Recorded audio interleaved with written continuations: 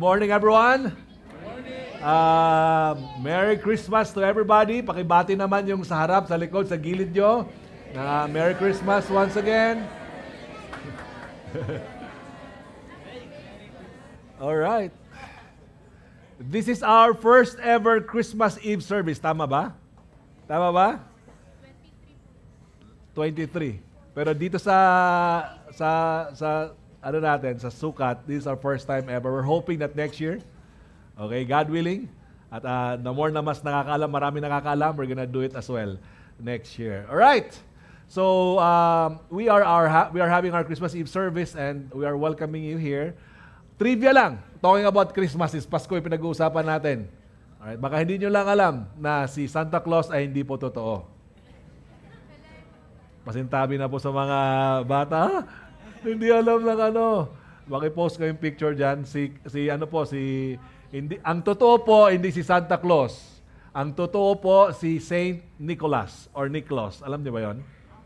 Oh, can you show that picture, please?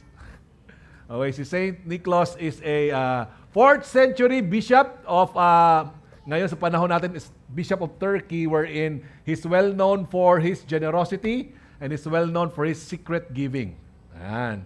Siyan po si Saint Nicholas. Okay? Now, ayan. Meron yung picture. At the same time, since December 25 po, mamaya, alam niyo po ba, meron ding myth about December 25 sa panahon po ng mga Romans na sinasabi nila is actually the birth date of their God. Their God whose name is Sol Invictus. And sineselebrate po yan, no?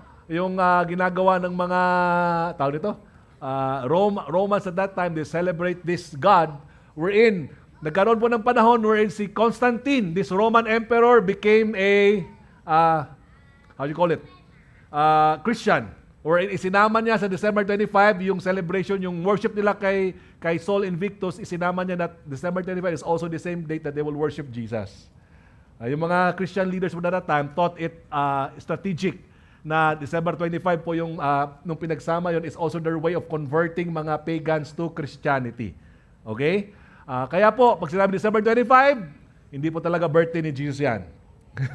Okay? Of course, we are recognizing is the birth of Jesus, pero they say it's in the month of September. Tama ba, Pastor Jer? So iba-iba, kanya-kanya. Different yung mga beliefs. But nonetheless, when we celebrate Christmas, it's not about the date. Tama po ba? It's about Jesus Christ being born. It's about His birth. It's about even the angels crying, worshiping. Yan ang pag-uusapan po natin. Today, we're going to look at the POV. Okay? POV of the angels.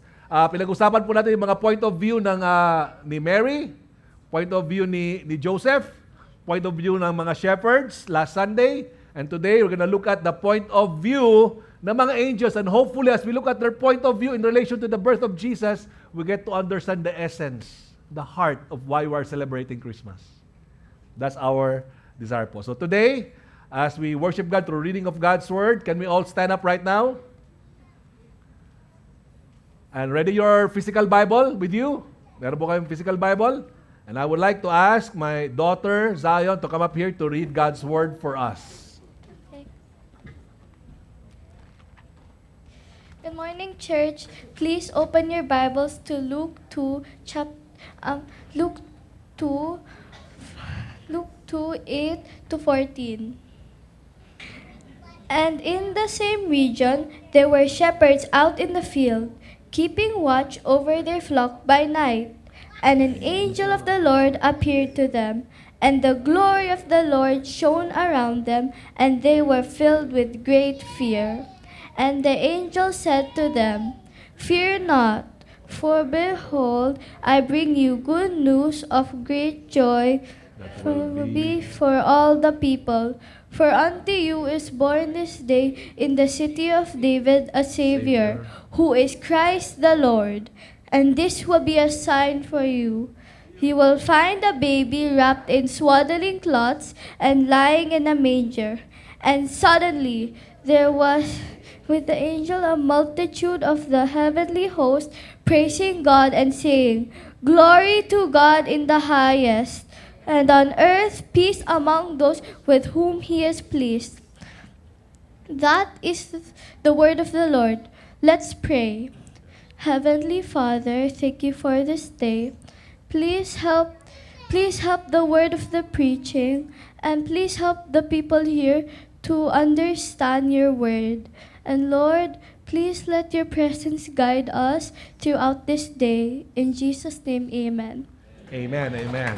Please remain standing. Let us stretch our hands to the kids as we send them to Kids Church right now. Lord, we bless the kids.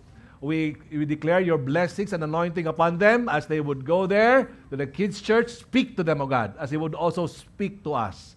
Thank you, God, that kids, Lord, matter in your kingdom. You love them. So, Lord, as we send them to Kids Church, let your presence be upon them as well, to guide them, lead them, and to speak to them. In Jesus' name, amen and amen. So we're looking at the point of view of the angels. Hopefully, as we study it, as we look into it together, we will begin to see the value of why we celebrate Christmas. Okay? I asked that question because yung angels po, these angels were actually happy. They were glad, they were joyful for the human beings. Can you imagine? Ito mga spiritual beings, sobrang tuwang-tuwa sila, sobrang nagse-celebrate sila, hindi para sa sarili nila, but they were celebrating for us, human beings. Thinking about Christmas. Alright? Now, sumulat po nito, ang binasa natin, si Luke. Si Luke was a doctor. Doktor po siya. And he investigated people, he investigated reliable witnesses, and after thorough investigation, he wrote it. He wrote about the miracle of the virgin birth. Imagine, doctor, naniniwala sa supernatural. Right? And he wrote about this one, about angels. You see, angels, can you imagine with me? In the time of political slavery, okay, wherein yung bansa po is under the Roman rule. Ibig sabihin po noon, they were burdened. Yung panahon po na yun, yung mga Israelite po, yung Israel, they were burdened by taxes. Huge taxes. Ganun po sila binaburden, parang sa panahon natin ngayon no? Nakaka-relate ba kayo? Okay. Lahat ng mga inaano na pangingisda, may mga tax po yun. Grabe, heavy taxes. This Rome is a nation whose value, whose virtue is power, dominion. And they're dominating this Israelite nation. They were under the rule of Rome. And not just that, in that time we're in, there is superficial peace. Uso po yung panahon, may nakalagay po na Pax Romana or Roman peace, wherein in all Roman territories, pwede kang magbiyahe. Okay? Whether through sea or through land. Okay? It's superficial kasi as long as you don't disturb the peace ng gusto ng gobyerno, okay ka. But if you disturb their peace, yari ka. Okay? It's superficial. The peace is superficial. There's slavery that's happening in the government. And also, there is church politics. Alam ba yung church politics? May mga Sanhedrin sila wherein their church leaders are empowered to enforce justice. Alright? And it can be a source of corruption, a source of injustice, in fact. So can you imagine with me, church leaders, political leaders, this is the environment here. And lastly, in a time we're in, there's 400 years of silence. Hungry for God's word. From the time of Malachi, wherein Malachi issued a warning to them. Ang warning was, if you will not do right, okay? Kasi they were not treating their wife properly. The priests were not teaching the people. Ang daming mga nangyari. There was this marrying of pagans and all of that, and they were not tithing. And sinabi ng warning na yun, if you will not do well, there will be a curse. And I will send Elijah who will turn the hearts of the fathers to the children and children to the father, or else there will be a curse. From that time of Malachi, fast forward to John the Baptist, that's 400 years of silence. Imagine with me. I'm just thinking about it. Nangyari ba sa inyo that you were asking God for a word pero parang wala ka naririnig? Ang hirap, di ba? Napakahirap. Okay? Na-experience ko yan. Pero now, imagine, hindi lang po yan 1 day, hindi lang 2 days, hindi lang 1 year, hindi lang 2 years, hindi lang 10 years, hindi lang 100 years, kundi 400 years of silence. And then, in that time of political slavery, hungry for God's word, there's church politics, there's superficial peace, angels appeared. In regards to the birth of Jesus, they appeared. These spiritual beings began to show themselves. These angels. Angel Gabriel showed himself to Zechariah and Mary. Even an angel to the dreams of Joseph multiple times. I can just imagine, paano kaya ginawa yun? Okay? And here, the text that we read, an angel appeared to the shepherds, and then all of a sudden, there's this multitudes, thousands of not just angels, but soldiers, heavenly soldiers. They're not gathering for war. Hindi sila nag-gather para makipagdigmaan. Ni-imagine ko yung mga soldiers, diba, natin. These are heavenly soldiers, big. These spiritual beings are not cutie angels. They are huge. Scary. Pag makita mo sa Bible, every time there's an angel would appear, they would almost always, they would tremble. Nangangatog po sila. There's an angel. Now, hindi lang po isa yun, ha? Napakarami. Heavenly soldiers. They're not arrayed for war. Biglang kumanta. Soldiers singing, glory to God in the highest. Think about that. They were worshiping. Now, every time an angel appears, the word behold, say the word behold, is mentioned either by the writer or either by the angel himself. He would say, behold, behold, behold, behold. When you say that word, behold, it means to see with the mind or to spiritually see, to perceive with inward spiritual perception. Sa panahon ko po ng mga 1990s, yung mga batang 1990s, kukonti na lang. Okay? Uso po yung alam niyo po yung magic eye, yung auto-stereogram. Hindi nila alam. Ako lang ba? Paki-flash ka yung picture dyan. Alam niyo yan? Yan yung magic eye. Yan yung auto-stereogram. Alam mo yung pag tinitigan mo, pag nag-focus ka, meron kang nakikita, bigla, minsan nga, dinuduling mo yung mata mo, di ba? O nagaganon ka, tapos may nakikita ka. Ako lang ba nakaka-relate ito? O ginawa nyo rin yan? Ginawa nyo rin yan, di ba? Tapos nainggit ka, bakit yung nakita yun? Hindi ko nakikita. Ano nakikita mo? Yan, nakikita. Wow, tapos pinagtatawanan ka, tapos na-insecure ka. Ako yun. Okay. You see, with the angel's POV, I believe that Christmas, there's a message for us. Christmas is a time for us to take a harder and closer look at the spiritual realities that Jesus brings to our lives. More than all the seasonal activities. Go back to the next slide. More than all the situational difficulties and seasonal activities. Kasi ngayon pala, yung mga POV natin, yung mga pangregalo ko, kailangan mabalot ng maayos. Yung bonus ko, tapos naman siguro na kasi December 24 na. Di ba? Siguro dumaan lang sa mga kamay natin at nabigay na sa mga whoever. Yung mga traditions na gagawin, mga reunions, di ba? More than those seasonal activities, mga travel schedules, parties, decorations, food plans, these are seasonal activities sa Christmas.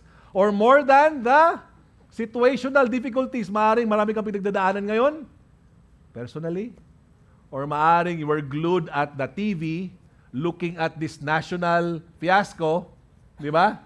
Uy, nagsoli na naman 15 million. Wow! Di ba? And looking at what's happening in the corruption in our government, buti pa pala magnanakaw, pwede magsoli tapos okay lang sila. Pero yung mga nasa laylayan, pag nagdakaw ng Skyplex, di ba? Kawawa. You get angry, right? Tapos magpapasko na.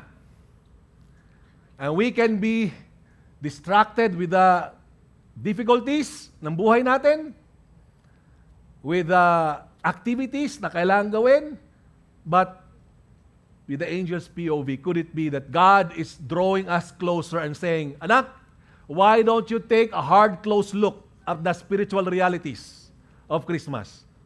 Take a hard, close look. Can you imagine? These are spiritual beings na nagpakita. Nagpakita. Para maintindihan natin na hindi lang yung mismong sa mga mata natin ang totoo. May mga invisible realities, spiritual realities na totoo din. They are real. Okay? And these spiritual realities, talking about the kingdom of God, and which Pastor Jared spoke about it in Isaiah 9, is the kingdom of God, that God came to bring His kingdom here through Jesus. We can understand that because for Jesus, He talked about His disciples, that for us who are His children, His disciples of Jesus, we have been given the secrets of the kingdom that we can understand. But for those who are not followers of Jesus, those who are unbelievers, Jesus told that they will see but cannot perceive. They will hear but they cannot understand. Christmas in, Christmas out, they would hear, they would see, but they cannot perceive, they cannot understand. Why? Because there's such a thing as spiritual realities. That is true. That God is calling us to take a closer look at these spiritual realities. And at the core of that spiritual reality, yes, it's the kingdom of God. When you talk about the kingdom of God, more than just the Roman rule na marami silang mga territories na nasakop, the kingdom of God is universal. And time will come when Jesus would return again, it will be literal. That He would rule the new heavens and the new earth. Pero alam niyo po ba that the kingdom that's happening today is the spiritual kingdom of God? It's the spiritual kingdom of God and it's personal.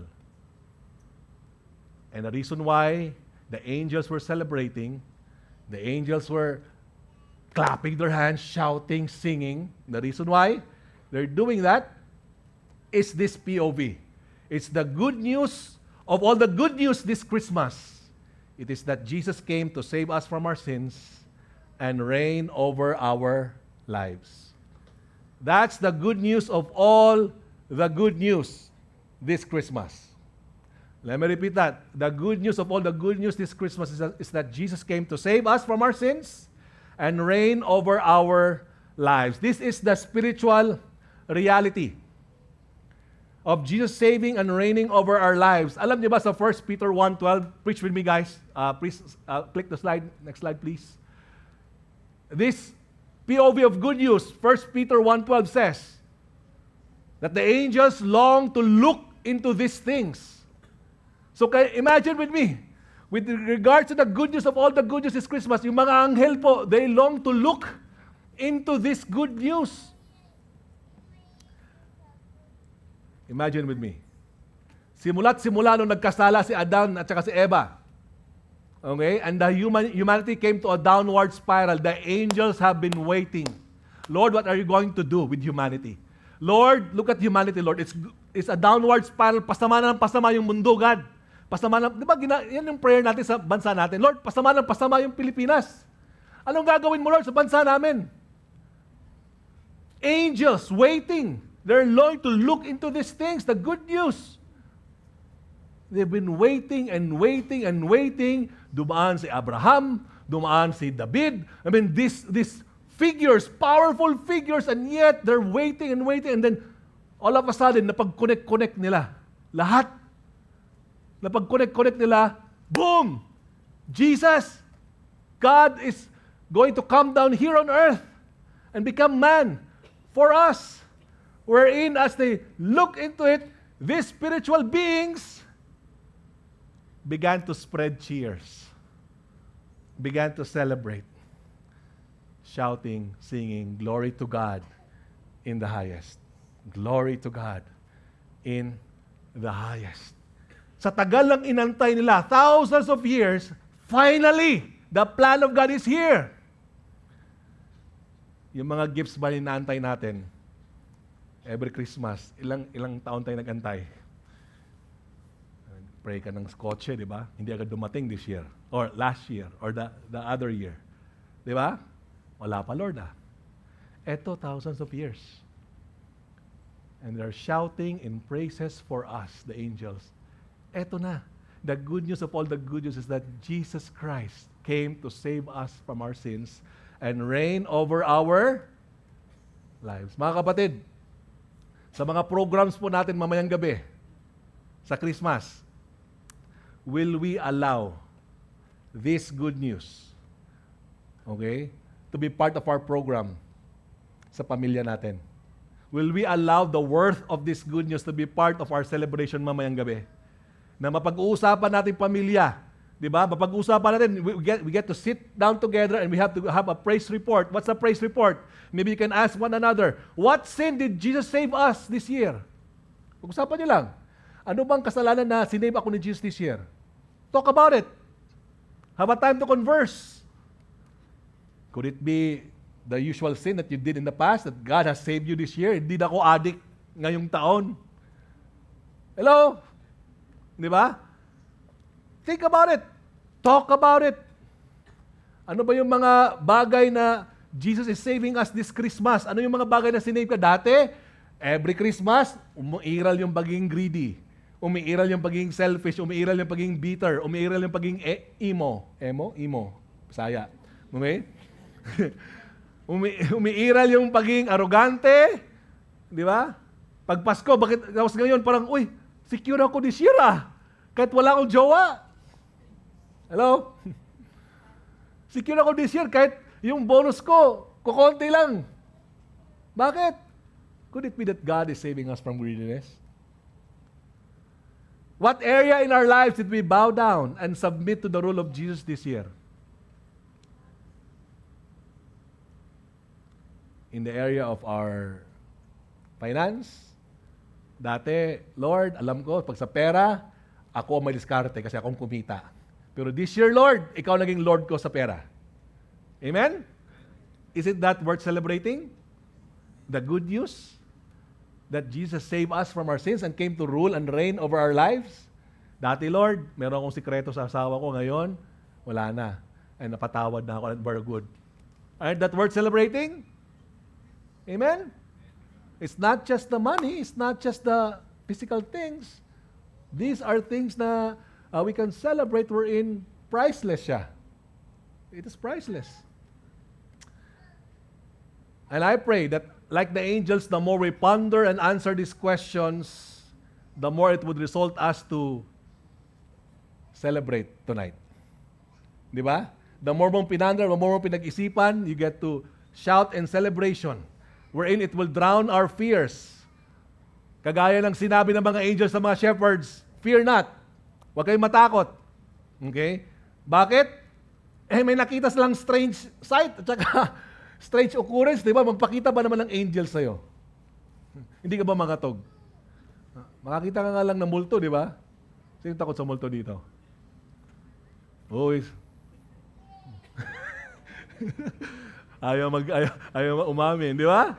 Yung mga spirit na ganyan. Ito, spiritual being, totoo. Big, heavenly creature, nagpakita, they were afraid. Okay? Maaring hindi angel ang nakita mo this year. Maaring ang nakita mo this year, it caused you to fear. It's a strange sight. It's a strange occurrence na natakot ka. Ano yung mga, ano na yon? Strange sight mo na nakita mo this year na natakot ka. Mawawalan ka ng trabaho or nawalan ka nga ng trabaho. Wala na akong papabuhay sa pamilya ko. Okay? Ano ba mga strange sight na natakot ka this year? Lord, yung ekonomiya namin, pabagsak na yung Pilipinas. Grabe. Garapalan na yung pagiging kurakot ng aming mga supposedly government leaders who supposed to serve us. Nakakatakot, di ba? Ekonomiya natin yan eh. Think about it. Maybe for some, it's sickness that has caused you to fear. Maybe for you, for us, it's Judith. Di ba? Judith ngayon. Di ba? Judith ng bills natin. Maybe for some, it's has something to do with work or relational challenges. Mga kapatid, here's my question for us. What makes Christmas worth the cheers and worth the celebration despite, lagay mo yung reason dyan. Sarili mong reason. Worth ba mag-celebrate ng Pasko? Worth pa ba? Naghihirap ako eh. Worth pa ba mag-celebrate ng Christmas? Tingnan mo yung nangyayari sa bayan natin. Worth pa ba? Is it worth it?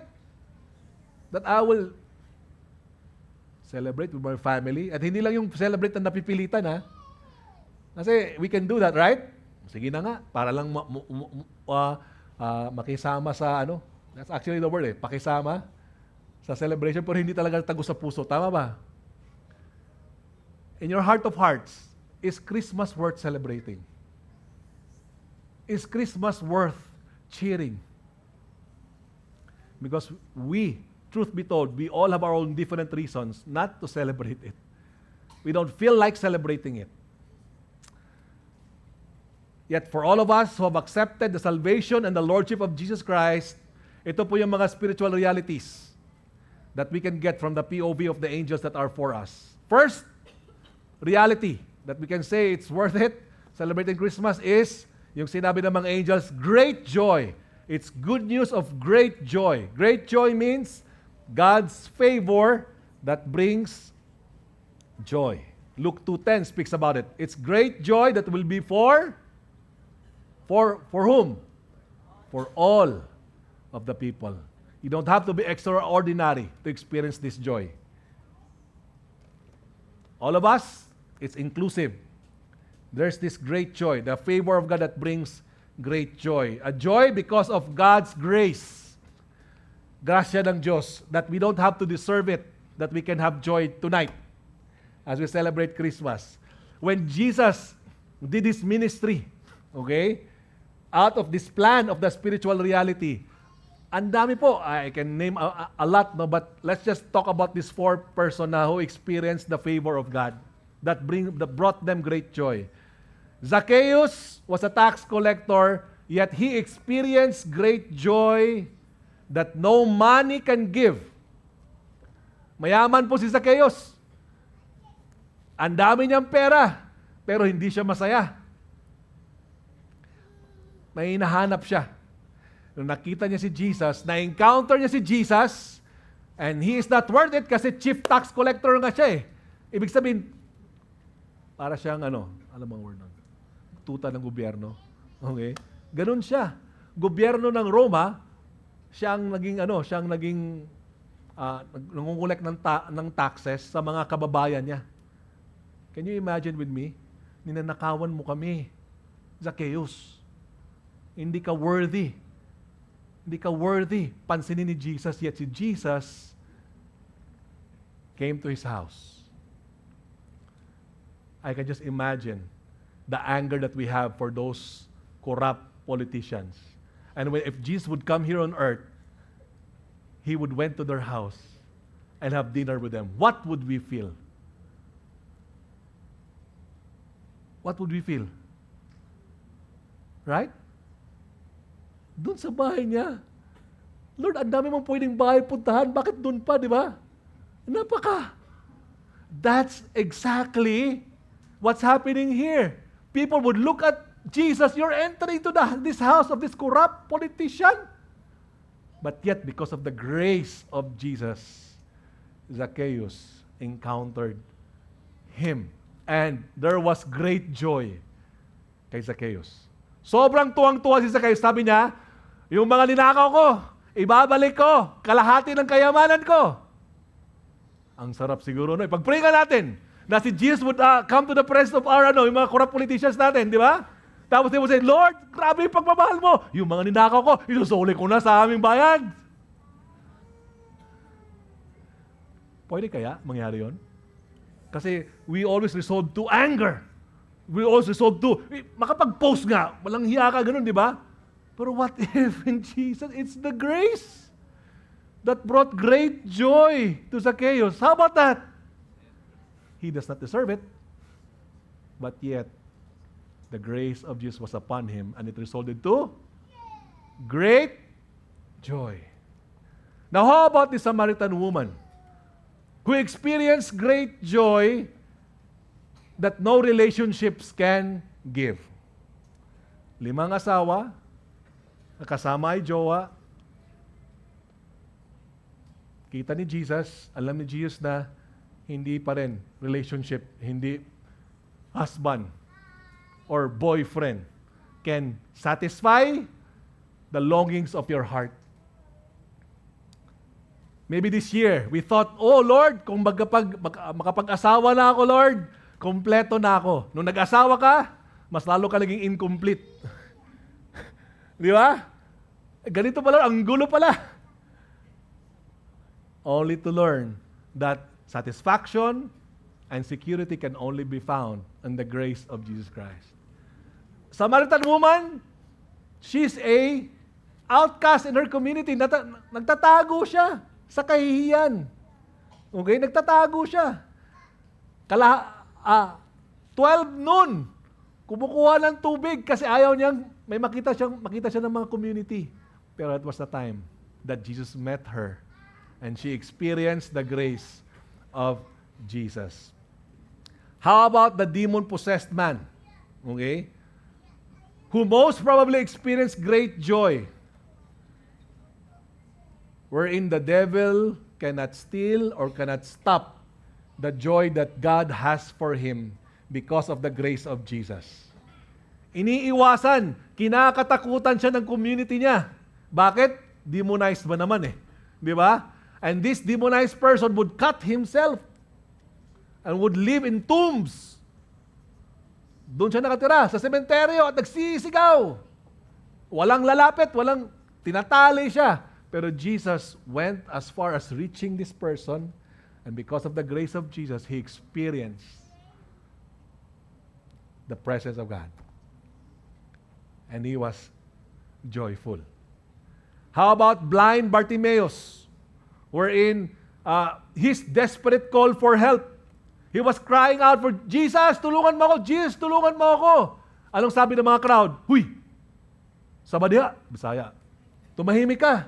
Di ba? Tumahimik ka. Ang ingay mo. You're distracting. Pero anong sabi ni Jesus? Come here. And Jesus, in His grace, healed him. And he was joyful. You see, Jesus brought joy to different people as He met their felt needs. But there are as much as deeper needs that they need. Needs na nga, they need. Acceptance to the rejected, forgiveness to the despised, freedom to the captive, attention to the forgotten. If that's your year, this 2025, the grace of God will come. My prayer is that you will experience the grace of God. The spiritual reality that He favors you no matter what. That you were forsaken, you were forgotten, but God has your attention, His attention rather, on you. But you were in captive, like that demonized guy, may mga in captive ka sa mga bisyo, pero He has set you free this year. Amen? That's the grace of God. Tama po ba? That will cause us to celebrate. Before you were despised, but now there is reconciliation. There's forgiveness. In our rejection this year, we experience acceptance from God. The grace of Jesus meets us where we are and transforms us to where God wants us to be. The grace that brings joy to us. Now, it's not just God's favor that brings joy, but also the peace. It's the gift of wholeness. Can you say that when we say gift of wholeness? Okay, when you say the word peace po, it means to join together. Parang puzzle, di ba? Pag nabuo mo yung picture, nagawa niyo ba yung puzzle, yung ginaganon-ganon, yung ni-slide-slide. Tapos pag nabuo na, yan! There's harmony. It's like that. Parang well-being natin is granted by God. I can imagine this sinful woman who was wiping the feet of Jesus with her tears. This sinful woman who was broken in many ways. Just like that picture. Can you go to the next slide, please? The sinful woman who wiped the feet of Jesus with her tears. And as she was there, she's broken in many ways. I can just imagine, ano ba yung mga kasalanan na gawa ng babaeng ito? Na nakita siya ng religious person, sinabi ng religious person kung alam lang ni Jesus sino humahawak sa paa niya. Yak kadiri. Di ba? Yung babaeng yan. And Jesus spoke about it. Sabi ni Jesus, nagbigay si Jesus ng story. To the point of the story is, to those who have been forgiven much, love much. But those who have been forgiven little, love little. And Jesus told to the woman, your sins are forgiven. You may now go in peace. This year, think about it. Did you increase in your love kay Jesus Christ? Imagine mo lang yun, nag-increase ba ako sa pagmamahal ko kay Jesus? Maybe because you understand that we really don't deserve it, yet He has forgiven us. Amen? And we experience the peace na parang, Lord, I'm broken in many ways dahil sa kasalanan ko, pero binuo mo pa rin ako, God. Binuo mo ako. Sa mga times na nagawa ko, Lord, ang dami kong nasaktan, or ako, Lord, marami nakasakit sa akin, and I felt like I'm broken. But because of your forgiveness, because of your love, because of you, Jesus, the spiritual reality of peace, nabuo ka. Buo ka pa rin. Di ba? Lord, mayroong somebody who abused me many years ago, pero Lord, because of your love, because of the gospel, because of the good news, buo pa rin ako this year. Amen. That's peace there. That's what Jesus told to the woman, your sins are forgiven. You may now go in peace. How about the bleeding woman? The bleeding woman who is broken in many ways because of her sickness, social outcast, bankrupt, ubos na yung pera. Bakit? Hindi magamot-gamot yung sakit niya. Ang dami niyang doktor na dinaanan, walang kayang doktor na magpagaling sa kanya. He's living in shame, she's helpless, but she reached out to Jesus in her desperation. And as she reached out to Jesus, instead of shame, she received peace. She received healing. Sabi ni Jesus sa kanya, your faith has healed you. Go in peace. Maybe this year, you experience that kind of desperation. Lord, nasaan ka? Before, pag mga ganong desperation, you could have just turned away and say, hindi, backslide na lang ako. Pero this year, you made an effort to reach out to Jesus. You come to church. You came to church, you attend a small kahit hindi ka komportable. You force yourself to be discipled by someone, right? It's your way of reaching out to God. Lord, kailangan ko ng tulong mo, God. Nagkakagulo yung pamilya ko, nagkakagulo yung buhay ko, God. Nagkakagulo yung finance ko, Lord, pero I'm reaching out. And as you reach out, you experience the peace that only Jesus can give. Isn't that worth celebrating? Right? With regards to finances, hindi mo mabilang, pero it's a spiritual reality that God can give to us. Amen? Palakpakan natin si God for that. That's worth celebrating. Jesus was giving peace before His resurrection. He was giving peace. Sa panahong mamamatay na si Jesus, alam niya He will be crucified. Kung tayo kaya yon, kung mamamatay na tayo, di ba? May peace ka pa kaya? Di ba we will get anxious? But si Jesus, in the time of His death, papunta siya sa krus, hindi siya nawala ng peace. Namimigay siya ng peace. Namimigay si Jesus ng peace sa mga disciples niya. Peace I give to you. My peace I give to you. I do not give as the world gives. Bakit? Anong peace ba ang meron sa mundo? Nung Pax Romana, sa mundo natin ngayon, the peace that the world gives to us is simply a wishful thinking. Peace be with you. Di ba? Sana may kapayapaan ka. Di ba? It's just a wishful thinking, pero yung peace na binibigay ng Diyos sa atin, it's real. Kahit na nagkakagulo. Kasi peace is not an absence of conflict. Kahit may conflict na nagkakagulo, deep inside, the peace that surpasses all understanding is the peace of God. Do you have that peace? Christians, do you have that peace? If you have that peace, we have these spiritual riches, spiritual blessings, spiritual gift from God. Amen.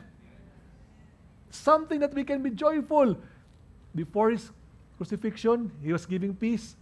After His resurrection, Jesus was still giving peace. Nung nangangatog na yung mga disciples nasa isang kwarto, natatakot kasi patay na yung Savior nila, si Jesus. In His resurrection, anong sinabi ni Jesus? Peace be with you. Peace be with you. Teka, may absent doon ah. Sino yung absent? Si Thomas the Doubter. Nagpakita ulit si Jesus. Peace be with you.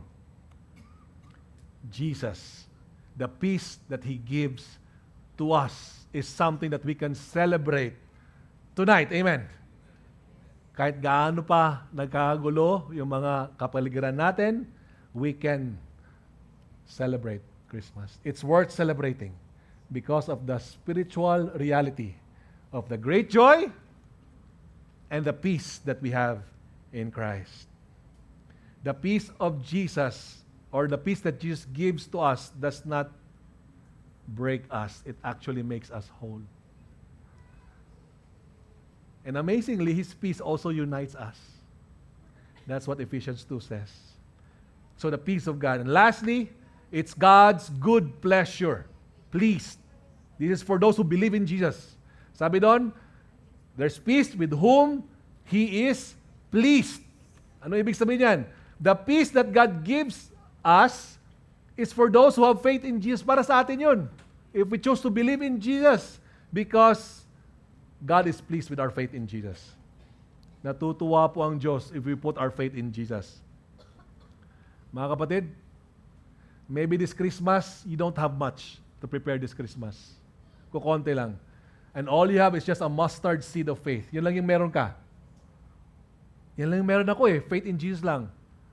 Can you just know right now that God is smiling at you? That God is pleased at you. No matter what measure of faith we have, maliit man yan sa mata natin o malaki, the Bible says God is pleased. You have the pleasure of God. He is pleased with you. Or kahit na marami ka pang handa mamayang gabi, it's still the same message. The spiritual reality that God is closing us to take a closer look. Hindi lang dahil may hamon de bola tayo sa pagkainan or yung iba mayroong lechon. Wow, social, cochinillo. Sana all. Di ba? But remember mga kapatid, the currency in heaven is not cochinillo.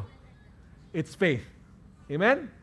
As you put your faith in Jesus, God is pleased with us. He's smiling at us. Kaya palakpakan mo yung katabi mo who puts your faith in Jesus or his faith in Jesus.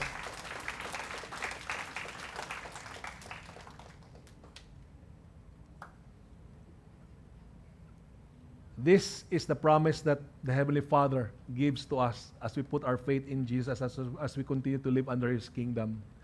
Luke 12:32 says, "Fear not, little flock, for it is your Father's good pleasure to give you the kingdom."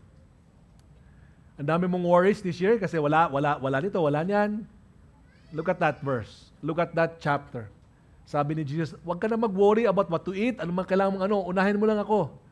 And here's the message, huwag kang matakot because it's your Father's good pleasure to give you the kingdom. Ang message po niyan sa atin mga kapatid is that God's got us this Christmas. Okay? Sinasabi ni God sa atin, kung bahala sa'yo sa Pasko. The kingdom of God is filled with spiritual realities, spiritual riches, spiritual blessings that are already available and given to us. The problem is we're not just looking hard enough. We're just distracted at, wow, buti pa sa Facebook, wow, buti pa yung kabatch ko. Wow, alam mo yun, nakikita natin sa social media. Lahat ng mga facade, lahat ng mga posts and all. It may be good, yeah. But God is telling us, anak, take a close look at what you already have in me. The favor that I gave to you, even if you don't deserve it, that brings you joy. The peace that no world can give, I'm giving it to you. And my good pleasure is upon your family as you put your faith in me. Remember the POV of the angels. They were joyful for us.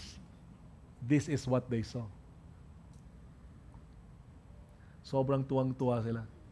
They were celebrating for us because they saw that God becoming man in Christ. Kita nila. Grabe to. Ito yung plano pala. Ito talaga. Nangyari.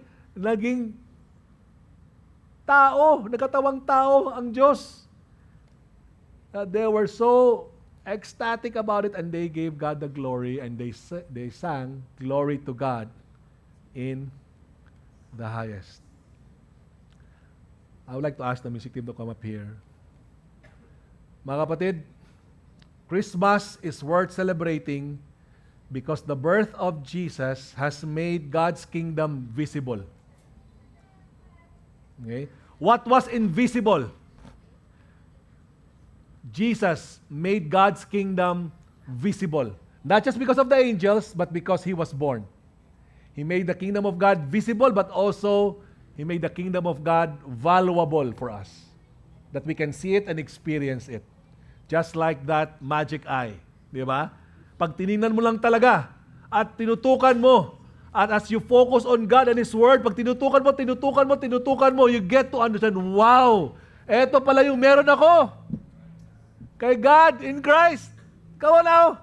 Eto pala. Thank you, God. Tutukan mo lang. Paano ginawa ni Jesus yun? Somehow Pastor JR shared about it in his, as he called us to worship kanina. You know, God's kingdom became visible and valuable because of Jesus. Yes. Pero paano niya ginawa yun? He made it visible. He made it valuable. How? Because Jesus came and brought the kingdom of God in a vulnerable way. In a way that we can relate. In a way that we can feel His love. A baby. A baby. This Lord and Savior, this King, who's supposed to rule like the Roman government, who's supposed to take dominion and press their authority over people, He came as a baby. This supposedly Lord, a King, who should be born in palaces, was born in a manger. The kingdom of God came in a vulnerable way that we can relate because we too are vulnerable people, right? He came in a vulnerable way, and not just that, He died. He died. Died the death of a criminal, where Jesus was sinless. He died at the cross for us. Alam niyo po, let me just share a story quickly. Si Luke, sumulat nito. Actually, nakasama ko si Luke for 5 days. Kami ng asawa ko. Kasama ko si Luke. St. Luke's. BGC. 5 days because my son was in ICU. My son was sick. And we have to look together. I have to assess myself. Is Christmas worth celebrating? My son is close to death, supposedly intubate, but I was there. I was going home and I was just in roller coaster of emotions. I just bawled out, I just cried. We went to ICU. The nurse said, hindi po pwede ang parents dito, kami lang po mag-alaga. When I heard that, ako po, usually I just tend to let people be. But when they said, hindi po pwede ang parents, I said, no. I am the parent. I need to be here. Either one of us, ng asawa ko, needs to be here because this is my son. Do you understand? Biglang nag-iba po yung boses ko. Anak ko eh. I need to take care of my son. And all of a sudden, I get to understand the gospel. As God would whisper to my ears and say, anak, imagine, ikaw bilang tatay, you want to do your best, give your best to protect your son. The essence of Christmas is that I gave my son for you. His death was given for you. You can celebrate Christmas still.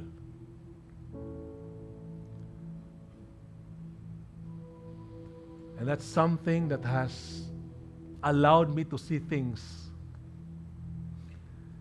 the spiritual reality that I have in Christ. Kasi po sa totoo lang, mahirap po talaga makita yun, ma-realize yun. And sometimes God has to put you in a place of hardship for you to see it.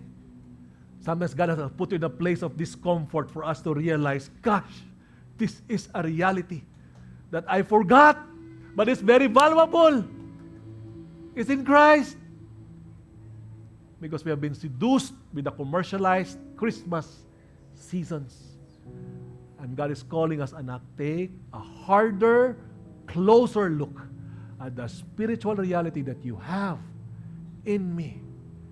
That Christmas, salamat po, is worth celebrating. Listen up. Christmas is worth celebrating because God made us worthy of His Son, Jesus. Can you imagine? God made you worthy of His Son, Jesus. He made us worthy of His Son, Jesus. That's why, even if we don't feel like celebrating it, Lord, thank you. You counted me worthy. This is something that has caused the angels to worship Him and say, glory to God in the highest. Can we stand right now and respond to this? And I hope that God has somehow, His Word has somehow steered us to worship Him today, looking at the spiritual realities we have in Him. Lord, maraming salamat, Jesus Christ, that You counted us worthy of Your love. God the Father, thank You that You are pleased to give us Your kingdom. And the ultimate expression of that are not the gifts that we will receive or we are longing for. It's Jesus Christ. It's You, Jesus. Maraming salamat that we have been counted worthy that we can celebrate it tonight. Oh. Sa totoo lang, Lord, we don't deserve You, Jesus. We don't deserve You. But thank You nonetheless for the grace. Thank You for the peace. Thank You for the favor that brought us great joy. Maraming salamat for the forgiveness. And for that, we respond in worship to You. We have been forgiven, we have been redeemed. Therefore, we want to say and worship this worship to You. Your name is the highest. Your name is the greatest. Let's worship Him.